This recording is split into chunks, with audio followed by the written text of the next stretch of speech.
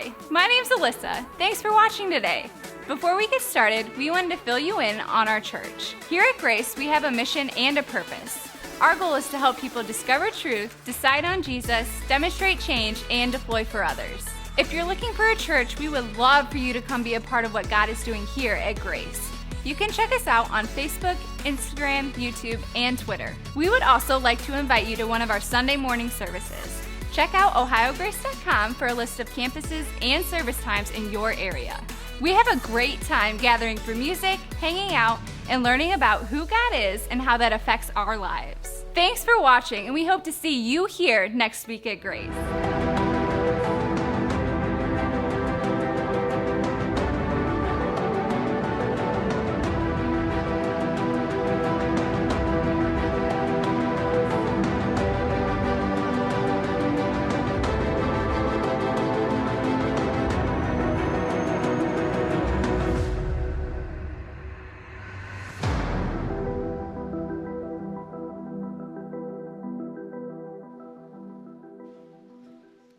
What's up, church? How you guys doing this morning? Hey, this is the last time I'm going to ask this question. How was your week at work? All right. That's way better than first service. First service, actually, there was a guy in first service who was just like, whoa, all right, man, that's a bummer. Don't know what happened to that guy, but didn't sound good. I also want to say Happy Mother's Day to all you moms out there, all right? Again, just want to repeat that. Glad that you guys are here and here at Grace this morning, taking some time off from your Mother's Day to come to church. I like it. Today, we're going to be wrapping up our series called Don't Waste Your Work. All right? Work. All, that word that none of us want to hear. Don't waste your work. And we've looked through the last 3 weeks, we've been talking about kind of God's idea of work and how to apply that kind of to our life. And we looked at things like, hey, we were created to work. We are to work hard. We are supposed to work with our heart. We're supposed to work as if we're working for God himself. We should be using our job as a tool. And because of that, our attitude and the way we work, our work ethic actually matters. We talked about complaining a little bit in there. And we talked about kind of our ultimate job, which is to do whatever we possibly can to reach as many people as we possibly can for Jesus, and how that kind of applies to our jobs and how that kind of applies to our work. And so today, to wrap this thing up, all right, to put a nice bow on it, tie it up, send it off, we're going to talk about one last thing regarding work, and I feel like this thing is fitting for Mother's Day. Actually, it was a few weeks ago or a month and a half, I don't remember.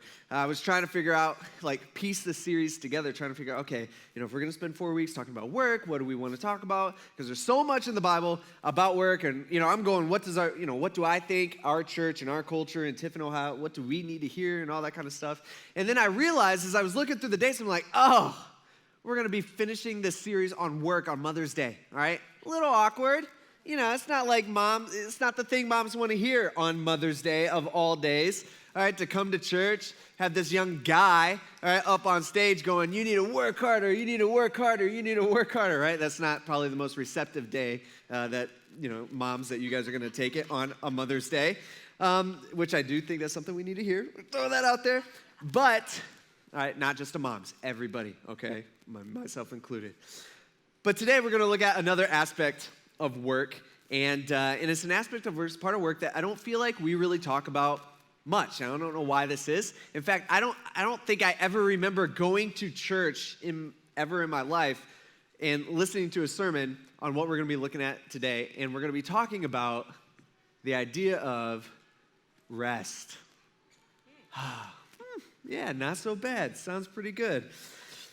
If you look around at our culture, and if you look deep within your life, which is what I want everybody to do, this morning, I honestly think we have forgotten how to rest. I think we've just kind of forgotten how to rest, or we don't know how to rest. And I think most of us, what we've done is we've gotten into this routine of kind of working 7 days a week. Okay, and what I mean by kind of working, I mean we're doing stuff we're busy for 7 days a week. I'm not saying we're working hard, all right? That's completely different. I think a lot of us, that's what we've been talking about kind of for the last 3 weeks is we need to work hard. Like we need to know how to do that. Some of us are terrible at working hard, okay? It's just the honest truth. But I think, I'm not saying we work hard for 7 days a week. I'm saying we kind of work, all right? For 7 days a week, and that's kind of what we've just gotten used to, all right? We don't work hard, our lives are just busy. Like it just gets filled up with a bunch of stuff. I mean, think about it. We got our job, we got to take care of the kids, we got to go to a meeting, we got to pay the bills, we got to answer this call, we got to go to the kids' game, and then we got to run them over here, we got to go show up over here, we got to, we got all this stuff to do. It's not hard work, but it's not rest. And this is a formula for burnout. Okay, it just is. All right? This is why people are burnt out all over the place with their jobs and their work, and a lot of people with their life. I mean, this is why anxiety, depression, and stress are so, are increasing everywhere in our culture. And the honest truth is we are just like messed up, jacked up people. I mean, that's just who we are. And it's me too. And so what we need to do, I think, in our life is when we start feeling, stressed out or whatever about work, bummed about work, something happened in our jobs or whatever, I think sometimes we just need to take a step back, breathe a little, and go, hey, what does God say about this? Right? Did that ever occur to us? Hey, what does God say about my issue that's going on in my life? And he actually says a lot about rest. And so what we're going to do today is we're going to go all the way back to the beginning to look at how God has initially designed us. And we're going to go all the way back to the first book, actually the first chapter of the first book. And Genesis chapter 1, verse 1, this is the first verse in the entire Bible. It says, in the beginning, God created the heavens and the earth, okay? And so God did this, and this was his work. This is what he was doing. And he spent 6 days doing this, okay? The first day, and let me just throw the caveat out there. All right, don't get hung up on the 6 days. If you got questions about that, we'll talk about that some other time. We're not really talking about that today. But he spent 6 days doing this. The first day, the Bible tells us that he created light, and then he separates the water, okay, from on the earth, all right? He makes the atmosphere. He's got the water on the land, that doesn't make sense, on the earth, whatever. And then the third day, he creates land. All right, the fourth day, he creates the sun and the moon and the stars. And then the fifth day, he creates the fish and the birds. And then on the sixth day, he creates the land animals. And then he creates the most important thing and the most impressive thing that God has created. And he creates Adam and Eve, all right? And after he creates Adam and Eve, he gives them a job to do. Now, we kind of talked about this on the first week, but we're going to look at this a little bit deeper today. It says, God blessed them. And God said to them, he says, hey, be fruitful and multiply. Okay, what's that mean? He's saying, hey, I want you guys to go out and have babies. All right, that's your job. I want you guys to do this. Go find a quiet corner somewhere in the garden where no one's watching and take care of business, all right? He's saying, be fruitful and multiply. He says, fill the earth and subdue it. What's that mean? He's saying, hey, I want you to go out there and build roads. I want you to build houses. I want you to build gas stations. I want you to, go subdue the earth. The earth is wild. It's huge. All right, there's a lot to be done. He's saying, I want you to go and subdue it and push back against nature because it will always be pushing on you and rule the fish of the sea and the birds of the sky and every creature that crawls on the earth. He's saying basically, hey, you guys are in charge and I want you to manage this thing called earth that I'm giving to you. It's the first work order ever. God puts it in, and he gives it to Adam and Eve. He's saying, hey, guess what? I got work for you to do. Now, he does this on day 6 of creation, okay? The 6th day that the earth is in existence, all right? A couple of verses later, it says, God saw all that he had made, and it was very, very, very, very good, okay? Indeed, he says, evening came, and then the morning, the 6th day. It says, so the heavens and the earth and everything in them were completed. And on the 7th day, God completed his work, okay, even God works, right? God completed his work that he had done, and he rested on the 7th day from all his work that he had done. He repeats himself. It said, God blessed the 7th day and declared it holy, for on it he rested from what? From all his work of creation. All right, so this is what God does. So God works hard for 6 days, and then he rests on the seventh. Now, have you ever asked yourself this question? Have you ever wondered, like, why 6 days? Why did he do that? Like, why? I mean, this is God, right? Like, God's limitless. He can do whatever he wants. He's all powerful. He's not bound by time or anything like that. He never gets tired. Like, why does God just like show up and just say, you know what? Why doesn't he just go, let there be earth? And then there it is, bam, earth, everything's going on it, Adam and Eve, everything's good. Why does he do that? He could just done that in like a second. But instead, God spends 6 days working, building this thing, right? It's funny because in our culture, right, fast is good and slow is bad. Like that's just generally how we work. When we do something, we just want it to be really quick. We want it to be fast. We don't want to go slow. For me personally, whenever I do a project, right, after I buy the tools that I want, my tools that I need, after I buy my tools, then I go and I try to get the project done as fast as I can because I don't want to do it. Like I don't want it to take time, right? That's how we kind of view that's it like work, but that's not what God does. It's almost like he enjoys his work, right? And God, what he's doing here on the seventh day is he's giving us an example. He's saying, hey, I want you to work hard, but I also want you to take a day of rest. And that's good for you. Now, some of you guys out there, I know what you guys are thinking. Some of you moms out there, all right, I know what you're thinking. Maybe you're even a single mom, okay? And you got the hardest job in the world, and I totally recognize that. And you're going, I can't do that. Pastor Zach, like people depend on me. Like I can't just go take a day off. Like I don't have that luxury like Adam and Eve did. I don't have that. And you work hard. And my response to you is just this: God rested. Beat that. Maybe you're a CEO. Right? Maybe you manage a company or you manage a department, the supervisor of a department. And you're like, I got to run the company. Like, I got to run this department. Like, I live in a real world and I have a real job and I have to answer those emails and I have to take those calls. I got to be on call 24/7. My response to you is, yeah, I get it, all right? But God rested. Maybe some of you guys, you're sitting there like, wait, what? Like, this sounds exactly opposite of what you've been talking about for the last 3 weeks, all right? Like the last 3 weeks, you've been showing us how God expects us to work, and we're supposed to work hard, and we're supposed to put our heart into our work. And I'm trying to up my game, and I'm trying to take the overtime, and I'm trying to go above and beyond for my supervisor, my manager, and I'm trying to do it the right way. And my response is, yeah, I get it. Like God worked, okay? God worked 6 days, but then he rested. Maybe some of you guys are going, you know what? Maybe there's only a few guys out there. You're like, you know what? I'll be honest with you. Like, I don't even feel tired. Like, I'm not tired. I kind of like to work. I like my job. Everything's good. I like going in to work. And my response is, yeah, so did God, but he rested.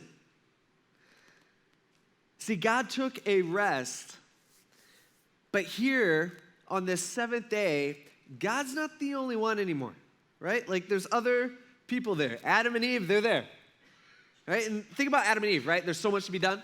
First of all, they got to have babies. All right, that's got to be done. They got to subdue the entire earth, okay? That's going to take a while. So that's a big job in front of them. I can't even subdue my backyard, all right? It's annoying, especially with it raining today. This is not helping things. Dandelions, weeds, disaster, all right? So they're like, they have to have babies. They have to subdue the entire earth. They have this huge garden that they got to take care of, that they're the ones in charge. They got to manage the place. And on the first full day ever of their existence, what are they doing? Taking a break. Resting. See, I don't think we are to rest from work. I think we rest for work. Get there? There's a difference there? I don't think we're supposed to rest from work. We rest for work. That's what Adam and Eve do. They've never experienced, all right, a full day of work ever. They don't even know what that's like because they've never done it. And here God's like, hey, before you work, all right, for your work, I want you to rest. It's for your work. They rest before they work. And for a while, it goes pretty good for them, all right? At least in my Bible, it's like a page and a half, okay, that it goes well for Adam and Eve. And then eventually, sin enters the world. All right, they do the wrong thing. All right, sin enters the world. It breaks up the relationship with God. It really messes up the relationship with each other, and it messes up the relationship with actually work, all right? It makes work a lot harder on them. And so sin enters the world, and a few generations after them, things get so bad that God has to start all the way over, and he starts with this family named, Noah's family, and then a few generations after that, God picks this random guy kind of out of nowhere named Abraham and says, hey, I'm going to make a nation. I'm going to save the world through actually you and your descendants that come after you. And then Abraham's great-grandson Joseph ends up, through a whole series of events, becoming VP of Egypt, right, all of a sudden. And then he invites his brothers and their families, hey, why don't you guys come to Egypt? I got this sweet place for you. And so they come, they live out their days. A few generations after that, Egypt's like, why do we have this nation? Like, they grew into a nation. They multiplied, all right? They did exactly what God had told them to do. And then Egypt's like, why do we got this nation? Like, right in our backyard, these Jewish people. And so Egypt says, hey, they're going to be our slaves. And so then the Jewish people are slaves in Egypt for 400 years. And then God calls this guy named Moses and says, hey, Moses, I want you to go. I want you to go lead my people out of Egypt. Moses does that with God's help. And so God is leading the Jewish people to this land that God has promised them. It's called the Promised Land.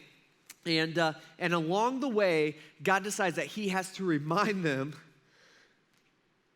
about this idea of rest. And so they stop. And God gives them 10 moral things that they need to do. We call them the 10 commandments. He says, hey, if you just follow these 10 things, you'll be set. These 10 things are for you. It's stuff like have no other gods before me, all right? Stuff like no idols. Hey, don't use my name flippantly, or don't use my name in vain without thinking, all right? Because my name's important. And then the fourth one, in Exodus chapter 20, verse 8, it says, God's telling the Jewish people, he says, hey, this is what I want you to do. I want you to remember the Sabbath day. Now, the word for Sabbath here is the same Hebrew word that was all the way in Genesis 1 for rest. All right, it's the same word. And so he says, remember the Sabbath day to keep it holy. He says, you are to labor, he explains what he means. You are to labor 6 days and to do all your work. All right, it's getting a little lower, okay. You guys are sleeping. I can tell when you guys start falling asleep. It says, but the seventh day is a Sabbath, okay? It's this day of rest to the Lord your God. And so you must not do any work. All right. Then he explains who he's talking about. Who's the you? He's saying you. Your son or daughter or male servant or female servant, your livestock or the resident alien who is within your city limits. God's like, hey, it doesn't matter who you are, all right? I don't want you doing work. I don't want your kids doing work. I don't want your animals doing work, okay? I want them taking a rest too. Even if they're not Jewish people, but they're living in your town, all right, they're like a foreigner. He's like, I don't want them doing any work either.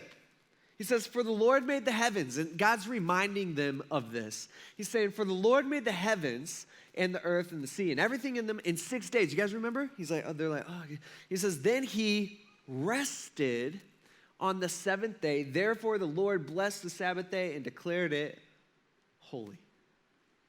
Now, why does God have to explain this to these people? Think about it.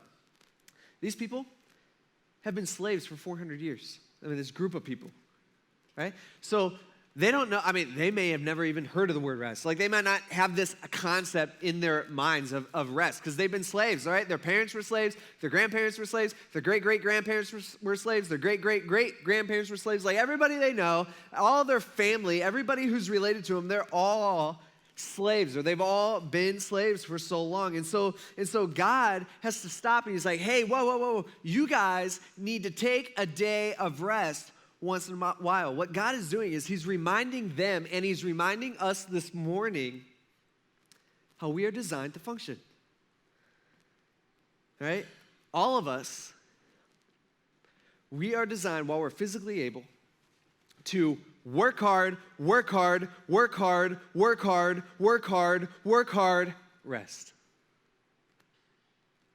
That's what we're designed to do. Right? We're to work hard for 6 days. And then we are to take a full day of full rest. Now, I'm not saying you have to work at your job for 6 days, okay? There's a lot of things I think are considered work. But he's saying, hey, work for 6 days and take a rest. I mean, it's funny because this is like the one commandment that nobody seems to follow, that we're like, well, I don't really know if that applies to me. We go through the 10 commandments. We're like, have no other gods before me. Like, check, got you, all right? You're the only one to me. We're like, don't murder, check, never done that. And then it's like, don't lie. And I'm like, usually check. Or don't steal, it's like check. Or don't commit adultery, check. And we look at completely rest one day a week, and we're like, we have all these excuses why this is applied to me in my life at this moment, during this time. We're like, well, God, I don't know if you realize this, but I got a lot going on. Like, God was creating the earth and everything in it. And then we got this little thing going on in our life. We're like, see, I can't rest because I got this thing going on here. You know what the word Sabbath literally means? It literally means to stop. That's what it means, to stop. Notice, by the way, there is a difference, to stop and slow down. It's not saying to slow down. It's saying to stop. See, it's normal for us to see someone that we haven't seen for a while. And what are they, what's one thing that someone asks you once in a while? They're like, hey, staying busy? Hey, you staying busy? Hey, you been busy? And you're like, yeah, man. And none of us are always like, no, it's like, it's not like wired in us to do that. We're all like, even if we're not busy, we're like, oh yeah, I'm so busy. Yeah, I got a lot going on, right? Yeah, we've been staying busy, all right. We got this, we got that. We all think we're staying busy. And I think generally we all are busy. Like, I think we're all in that camp. And I'm not saying that we need to slow down, okay? It's funny because I got some, good Christian people that I respect that sometimes will come up to me, one in particular that I'm thinking of will come up to me and they'll see what I'm doing and they're like, hey, Zach, like, you're too busy. I think you need to slow down. I'm like, okay, I appreciate it. I hear what you're saying, but I think you need to go read your Bible because I don't see that anywhere in the Bible that we should slow down. That's not what the Sabbath means. Okay, the Sabbath does not mean slow down. All right, I don't think we should slow down. In fact, I think every single one of us in this room as Christians, we should be running harder. Well, should we be running at a comfortable pace? No. No. We shouldn't be running at a comfortable pace. Like in high school, I ran track, okay? And I never, ever went into a race thinking, man, I hope I run a mediocre race today. I never did that. That never, ever crossed my mind. The way I thought was, hey, I want to run as fast as I can without dying, okay? That's what I want to do. That's how we should live our life. Like, we should be wanting to run as fast as we can without dying, because Paul describes life as a race. And I'll be honest with you, like, I don't know about you guys, but for me in my life, like, I don't want to run a mediocre life. I don't want to. Right? That's Paul, he didn't want to. It's clear he didn't want to. Like I don't want to run a mediocre race of a life as far as my life is concerned. I want to run and I want to live my life God's way. And God tells us, and God makes it clear in the Bible. God says, hey, you work, you sweat, you bleed for 6 days. And then you completely rest on one. Then you stop and you rest so you can get at it for the next 6 days. See, that's how we're to live our life. But we have the tendency to mess that up, all right? We just do, all right? Even the Jewish people mess it up. From the time that God gives the Jewish people the 10 Commandments to when Jesus appears is about 1,300 years later. So about 1,300 years later, which Jesus was about 2,000 years ago, all right? Jesus appears, and what the Jewish people had done is they had turned the Sabbath into the most non-restful day you could possibly imagine, okay? It's just funny how we, as people, do this. And in fact, because of that, Jesus got in trouble on the Sabbath a lot, okay? He was always getting in trouble with these people. And the main group of people that Jesus was always getting in trouble with were these people called the Pharisees. And we've talked about the Pharisees before. These people are just like the ultimate religious leaders. All right, these guys were all into rules. Like those people who are like rule followers, who don't break a rule, they make the rules, You know people like that? Okay. Those were these people. They're kind of crazy, okay? If that's you, you're kind of crazy, okay? I'm just saying.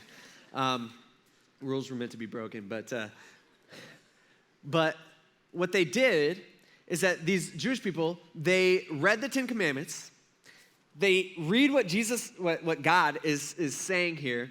It's like, don't work on the Sabbath. And so they're like, okay, the last day of the Sabbath, that's a Saturday. And then they're like, all right, so we get that. So what they decided is, hey, we need a list of rules to follow so that we don't come close to breaking the real rule. Get what I'm saying? So they had all these rules about what you could and couldn't do on the Sabbath, so you wouldn't even come close to breaking the real rule, which was God's rule, which was about working on the Sabbath. And we've talked about some of these before. Some of them were just kind of odd, right? That they thought through this. So just some examples were no planting, no trapping, no hunting, no writing, no erasing what you wrote yesterday, I guess, no cutting, no tying, can't tie, no starting a fire, and no putting out a fire, because that's all work. And one of theirs was you couldn't even carry stuff, okay? And so all these rules were all because, they reasoned in their mind that maybe God would view any of this stuff as work, and then they could get in trouble with God. It's like they're thinking. In fact, they still do that today, right? This is what Judaism is. It hasn't changed much. And so let's take that rule real quick. You can't carry anything outside your home. This was one of the rules that they came up with themselves. It's not in the Bible. It's not in Scripture. God did not hand this over to them. And what they realized is, all right, they made this rule, and they're like, man, our rule is really hard to follow. All right, can't carry anything outside my house. And so they made some exceptions to the rule, which is what we do, to their own rules. It's just kind of weird.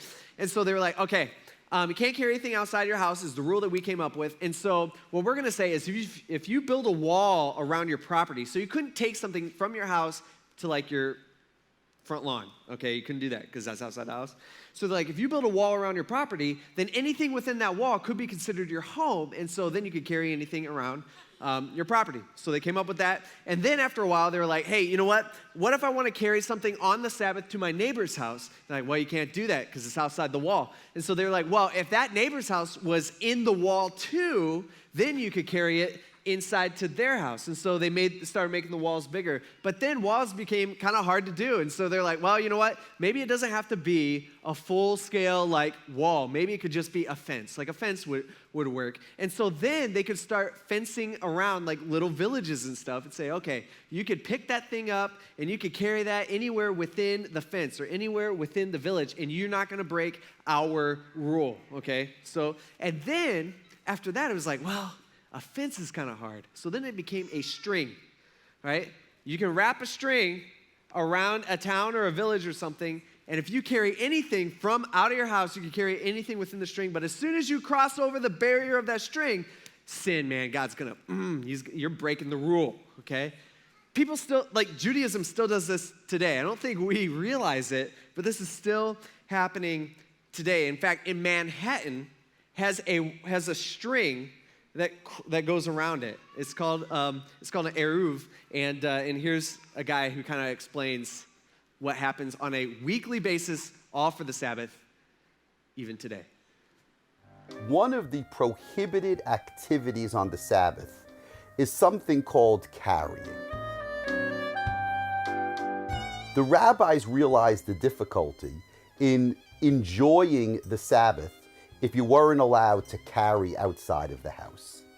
And therefore they created a construct in which the area in which the Jews lived was enclosed first by a wall or a fence, and then eventually by a symbolic wall or fence, which was created by setting up two poles and a string on the top of the two poles. And that imaginary wall served to religiously enclose the neighborhood and to allow Jews to carry within that neighborhood. What's amazing is that in 1970, there were under 10 Eruvs in all of North America. Now I would say there are over 200 Eruvs. Yes, there is an Eruv in Manhattan. The Eruv that began in 1999 as a small community Eruv on the Upper West Side is now the Eruv that encloses almost all of Manhattan from 126th Street all the way down to the southern tip of Manhattan. The rabbi goes early in the morning on Thursday to check the entire enclosure to make sure that the strings and the poles are all exactly where they need to be. And then he, at the end of that, identifies places that might need to be repaired. If there is a place that needs to be repaired, this rabbi meets the maintenance company first thing on Friday morning, and they repair the Eruv. The upkeep of the Eruv, the maintenance of the Eruv, the rabbi, costs a little over $100,000 a year.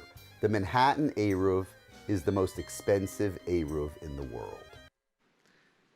So they still do this today, all right? And it's interesting. It's all these rules about how to keep their own rules, which is how to keep them from breaking God's rule. It's just interesting. And in fact, Jesus was dealing with the same type of stuff. It's actually the same rules that Jesus was dealing with that they still have today. Actually, one time Jesus and his disciples, many of you guys have heard this story, is Jesus walking through a grain field, and his disciples are hungry, so they're picking some heads of grain, working it in their hand, and popping it in their mouth. They're just having a little snack, eating it. And so up pops from the field somewhere a Pharisee, all right? A Pharisee's got their little clipboard. They're ready to write down anything. They're on patrol 100%, all the time, all right? 24/7. They're on patrol, ready to catch somebody doing something wrong. And so up pops a Pharisee and points to Jesus and says, hey, technically that's harvesting, which is technically working, which is technically breaking the Sabbath. You guys can't do that, all right? The Pharisees are like the hall monitors, all right, in high school.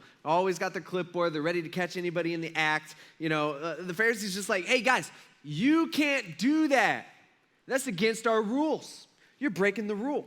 All right? This is how Jesus responds in verse 27 of Mark 2. It says, then he told them, he says, guys, you guys are missing this. You're not getting it.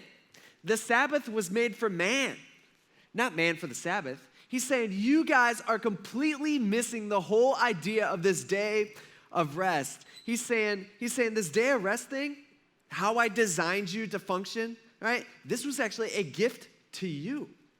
This is a gift. This is good for you. God's given us a day of rest for our benefit, right? It's for our work. And these guys are so messing it up. After this, Jesus, he walks into a synagogue. In Mark 3, it says, Jesus entered the synagogue again, and a man was there who had a shriveled hand. Remember, this is on the Sabbath, so this is on a Saturday. Everybody's doing their thing. You're not allowed to work. And so in order to accuse him, they, the Pharisees, these religious leaders, are watching him closely to see whether he would heal him on the Sabbath. So they're watching, they're like, oh, Jesus is here. They've got his eyes on him, and they're like, oh, is he going to do it? He better not do it. And so Jesus, he knows exactly what's going on. He knows what they're thinking. He knows what's going on. He's like, okay, guys, all right. And so he told the man with the shriveled hand, he's like, hey, come up here. I want you to stand before us. So the guy goes, okay, Jesus, whatever you say. He comes up to Jesus and he says, then he said to them, all right, he's talking to the religious leaders in the room. He's like, hey, guys, got a question for you. I know you guys are watching me. I know what you're thinking because I'm God, all right. He says, hey, is it lawful to do good on the Sabbath or to do evil? I'm a little confused. Is it lawful to do good on the Sabbath? Should I be doing good on the Sabbath or evil? Should I save a life or kill? All right, he says that. But they, when he asked that question, they were silent, all right? They were silent out loud because they don't know what to say because Jesus has kind of trapped them. He's kind of backed them into a corner. But in the inside, they're like, oh, he better not heal that hand. He better not do it. All right, we're waiting. It says, after looking around at them, with anger. This really ticks Jesus off. He was grieved at the hardness of their hearts, and he told the man, he says, sir, man, whatever. He says, stretch out your hand. And so he stretched it out, and his hand was restored. Immediately, the Pharisees, they went out, and they started plotting with the Herodians against them of how they might kill him. See, the Sabbath is supposed to be a day of rest, but these religious leaders have turned it into a day of worrying about, oh, am I breaking this law? Am I breaking this law? Of counting steps and always looking over your shoulder and always looking behind your back. And sure, it was a day off from their job, but it was not relaxing. See, I think that's the best word to describe what God wants for us. See, I think every single one of us in this room, because we're all human, all right? We need to take a day, Not 3 days, not 4 days, not a weekend, a day. All right? Some of us take too many days. But I think we need to take a day and relax. Take a nap or something. You know, Jesus took naps. Have some fun.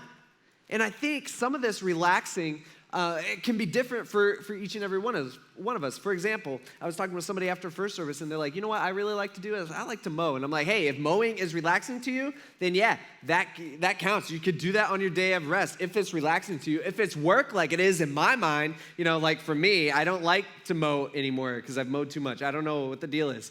And, you know, I'm like, I don't want to do that. Like, that's not relaxing to me, and so I shouldn't do that. Right? If going to your kid's baseball game is relaxing to you, and if it's like, oh, I can't wait just to get out there and relax and watch my kid play, then go ahead and do it, right, on that day of rest. If it's not relaxing to you, it's like, oh, I got to get the kids all dressed. I got to get them all out the door. I got to get them all in the car. I got to drive them all over there. Then I got to watch that game. And then I got this parent I got to worry about. I got to see this person. And then you're like, then I got to feed them dinner and I got to do all this. If it's like that, then you shouldn't be doing it one day a week when you're supposed to be relaxing. It's like put your phone down for a day, right? Some people ask, they're like, well, I don't get it. Like, does it matter? Like which day? It's kind of confusing. You know, Sabbath, right? It's technically Saturday, but we go to church on Sunday, and so how did that all happen? You know, but sometimes I work those days, and you know, what's going on? Paul tells us in Romans 14, he says, hey, it doesn't matter which day. Just pick a day, right? Well, I can't do that. Like, I live in the real world. I have a real job. Like, some weekends I have to work. Like, it's just part of my job. And it's like, I get it, bro. Like, I'm literally working right now on this stage. Like, I'm working. See, for me personally, just to let you guys know, like, I try to do, and I've been doing this for maybe a year and a half or so. Because, again, I'm not perfect at this. I'm not even close. But I try to do from, like, noon on Sunday to noon on Monday. Mondays, I have the day off from my job, because I work on Saturday and Sunday. But noon on Sunday to noon on Monday, that's my Sabbath. That's my 24-hour Sabbath rest is how I do it, you know, where I only do stuff that's fun and relaxing and I spend time with my family and stuff like that. Earlier this week, I was talking with a friend, and he had the idea. He's like, okay, yeah, he was kind of pushing back a little bit, and we're kind of wrestling over this idea, and he's like, hey, I'd rather work more and not take a rest and do more for God in my life, right? And I'm like pushing back on that. I'm like, I don't think that's necessarily the case. I don't think we necessarily get more work done when we skip the day of rest. Because for me personally, right, I feel like, and it's kind of weird how this happens, again, as I've been doing this for the last year and a half or so, you know, what I've realized in my own life is I get more done throughout my week even though I take a day of rest. It's weird. It is kind of weird. It's almost like that's how God has designed us, you know, just throwing that out there. Like, I'm more productive when I have a day of rest throughout my week. But we don't do that, right? We kind of work 7 days. We work a little each day of the week. And I will be honest with you, I think we're doing it wrong. I think we're doing it wrong. It's funny because I think we're so messed up, and I'm included in this, that God tells us, he says, hey, I want you to take a break. And we're like, no. Isn't that kind of weird? Like, God tells us to take a break, and we're like, no, God, I'm not doing it your way. I don't want to do it your way. Jesus is like, it's a gift. Do it the way that I've told you to do it. And so what I want you to ask yourself this morning, this is what I've been asking myself all week, okay? Like, I'm in here, you know, all week I'm studying this. I'm trying to figure out what God wants for me, you know, what's right and what's wrong, and trying to figure out what God's saying. And there's a whole bunch of stuff that kind of goes into that. And this is what I've been asking myself this week, and this is what I want you to ask yourself right here this morning. And that's this. What is wrong with me? Deep down, inside of me. Like, what is wrong with me that I choose to live a different way than how God has designed me and told me to live? Like, what is it? What's keeping you from living the right way in regards to your time, your work, and your rest? Is it pride? right? Is it, hey, I want to prove myself to my manager. I want to do this, or, I want to prove myself to this person, or, I want to be the best that I can be. I want people to look up to me. Is it pride, or is it money? Right? Well, I need this money. Life's not going to slow down. There's whatever project you're in right now, I promise you there's another project right after that. Right? Sometimes they stack up. It's annoying. I'm not saying to slow down. God's not saying slow down. God's telling you and me as Christians, he's saying, hey, I want you to work, sweat, and bleed for 6 days straight. And then I want you to completely stop. And take a real rest. Not filled with all this busy stuff. Not connected to your phone or your computer or whatever it might be. God's saying that's the rhythm for your life. And you know what I think? I think if you live your life God's way, with this day of rest built into the week, I think, number one, you will accomplish more in your life than you are now. I think you'll definitely 100% accomplish more in your life in general. And I also think you'll enjoy your life better. That's how God's created us. That's how God has designed us. But for some reason, it's so hard for us to peel away. Let's pray. God, we thank you for these words, and thank you for teaching us and showing us how to do life your way, or how to do life the way that you have completely built us and created us to live. You made us this way, and you did that for a reason. God, you gave us an example with your work, and you've given us in the Old Testament, you gave the rule or the law or the commandment. God, you're an example to us when Jesus came and he rested. God, help us to unplug for one day out of a week and to stop. Not that that detracts from our working and that we work hard and that we're the hardest workers at our job site or at our place of work, hardest workers at our jobs. But God, help us to one day rest the way that you have called us to rest. We ask this in Jesus' name. Amen. Well, thank you, Pastor Zach. Church, let's stand. Let's respond to that in worship.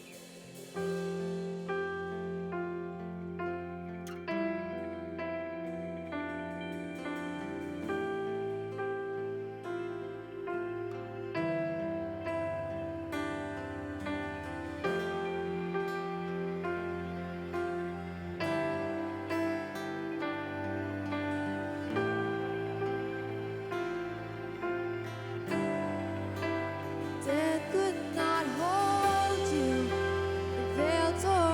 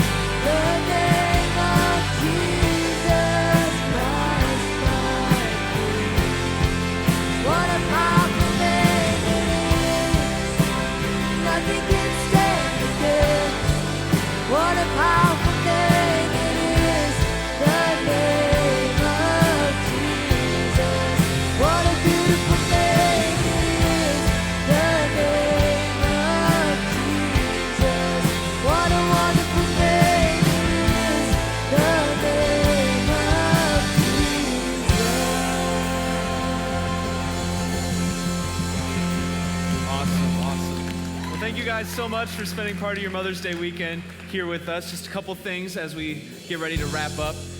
If it's your first time here and you have that card, make sure you give it to the information center just right out these doors. Make sure if you're giving physically or if you have you filled out a communication card physically, make sure to put that in the bags as you leave today. Just a few more things. There's no fuse tonight, no young adult tonight, so don't show up. The doors will be locked and the lights will be off. Spend some time with your moms. Have a great Mother's Day.